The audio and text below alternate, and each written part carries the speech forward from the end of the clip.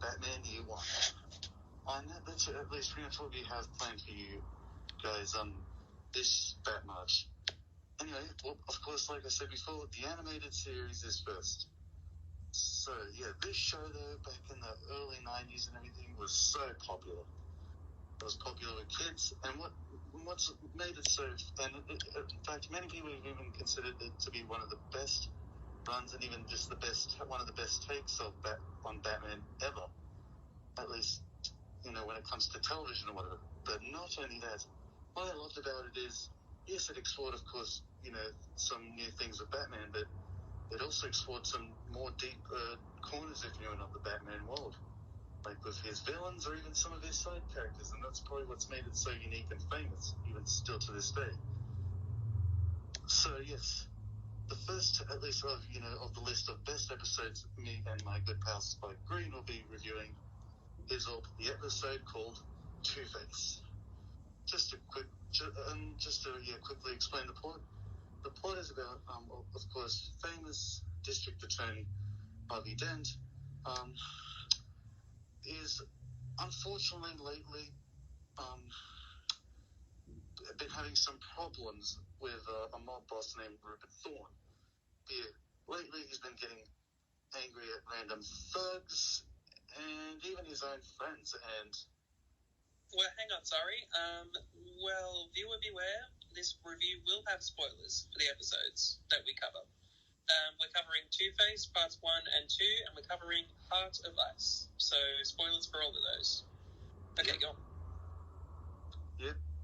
And what I also love about this episode is that it takes as I said before, a deeper and dives more into Two-Face and, or should I say, Harvey Dent's backstory. It explores him as a person and the man that he was before he became, Two-Face. And what I also like about this episode, and I'm not saying it in a way like I don't like it or anything, or like it shouldn't be about this at all, but yeah, it does have Batman, but I dare say it's mostly Harvey Dent's story. It's his episode. It just, in this episode as well, to me, it's just more of a drama. And that's what I love about it in a way. But it also explores more of his dark side. In fact, speaking of his dark side, unfortunately as well, Two-Face lately, or should I say Harvey Dent has been, the reason why he's been having these breakdowns is because they've been caused by a split personality of his that he calls Big Bad Harv. And what's even more stressful for him is that whenever he does get angry, a few minutes later when he snaps out of it, he doesn't seem to know the action that he's been, causing these actions himself. And you feel sorry for him because so far nothing has been going right for him. In fact, it's just been getting worse and worse throughout the way. So when it comes to his fall, I guess you could say, it really is sad because you got to know him so well. And I think it's just a great setup, just in general, with how they did this episode. Anyway, Spike Greene, what do you have to say about this episode? Well, about this episode, I say that the episodes that we're covering, I'll just refer to them in general at this particular moment. Both Heart of Ice and Two-Face have an undercurrent of tragedy. And that's really where you get to sympathise a bit with the villain, more so with Two-Face than Mr. Freeze. But in Two-Face's case, we obviously have a good politician, and, as we talked about, the personality that corrupted him and took over. But, yeah, I mean, it's a real shame to see a good man like that just fall to his corrupt influence and, almost hide himself off from the world. And the difference is here, Two-Face still has his emotions. Contrast that with Mr. Freeze, who clearly, he says at one point in the his episode, Heart of Ice, that he just can't shed tears anymore. That's a very interesting contrast, and I like that we've picked these two episodes together because they make a very interesting contrast, but they're very similar in some ways too. Yeah. Anyways, well, what I also love about this episode is, you got to agree as well, this episode has great writing, great voice acting, and it's just so good all the way. And even the animation is so gorgeous. Probably my favorite part of the animation, at least in this episode, is really the opening, if you know, the dream sequence. Holy moly, it is amazing. And just so well animated. Oh, yeah. And also, yeah, I just realized, well, but what I also love about this story as well, what makes it even a bit more tragic about for Harvey, is that non-stop he's pretty much in a way being tormented by his split personality.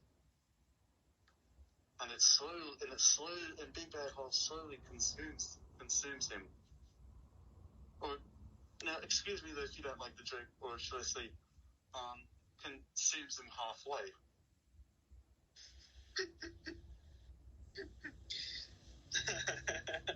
That's okay.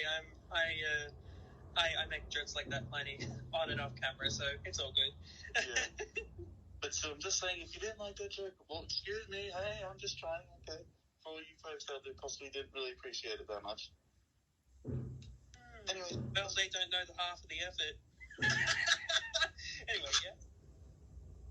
Yeah, what I also, no offense at all, but yeah, throughout the years, Two-Face has been, well, let's see, in the movies and Batman Forever, yeah, he definitely wasn't portrayed well there at all. In fact, he was really quite a hell of a big goofball. Although Aaron Eckhart's version, don't get me wrong, still pretty good. Except I will admit as well, I didn't feel like we got to know him 100%, if you know, not as much as this Harvey did.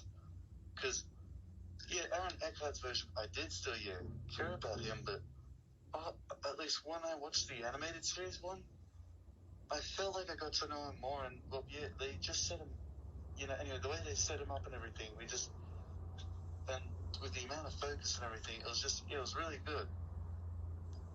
If I was personally writing for The Dark Knight, like considering what they had with Joker and then Two-Face was underdeveloped a bit, like he still was developed, sure, but I will say that they could have added about 50 minutes worth of Two-Face footage. Like, sure, that would have made the movie 200 and something minutes, but it would have been worth it to dive just as much into Two-Face, if not more, than the deliberately enigmatic Joker. But back to Batman the Animated Series. Yeah. But still, as I said before, probably out of all the voice actors, they steal the whole show for me. It's just the guy who plays Harvey Dent himself. Holy crap, the way he plays, sympathetic Harvey, really damn well. But probably my favorite is when he does Big Bad Harvey. Like, holy crap, when he especially goes into that, into Big Bad's Harv's voice, holy crap, it really does make his presence feel known, and he does a great job of that. Oh, yeah. Like, voice acting is an underrated art of its own. Like, people think, oh, it's easy to sit behind a booth and do a voice. Well, kind of, because you have the lines in front of you. I know from experience. But, you still have to put just as much emotion in there, just as much concentration as you would in live-action acting, and people tend to undervalue voice acting. I mean, listen to the voices in this episode. Listen to the voice that defines Batman. Listen to the voice that defines Two-Face. And then tell me voice acting is somehow a little thing, Yeah. I mean, after all, these sometimes animated shorts, or even sometimes, of course, quite a lot throughout the years, they've been, nominated for awards after all, in general, but still they've just been so good. If the more emotion and effort you put into your performance, at least, it just makes the episode or whatever come out stronger. And this episode just does that. Anyway, as far as I'm concerned, that's pretty much all I can think of saying, at least for the Two-Face episode. The last thing, all I can say is that, great drama, great writing, great voice acting, great animation, of course, just a really well developed, character development and storyline. But I give Two-Face Part 1 a 9 out of 10. Really great episode. Love it. Yeah, it's hard not to agree with that. The amount they achieve in 22 minutes, I know it's too harder, technically, but, the amount in that case they achieve in approximately 44. Still, the first half is slightly better. You mentioned that part 1 was better than part 2 before the review began. And so, well, I agree with it, but part 2 still had its moments. But what they could achieve, especially in the setup of roughly 22 minutes, is pretty great. You can achieve a lot that way.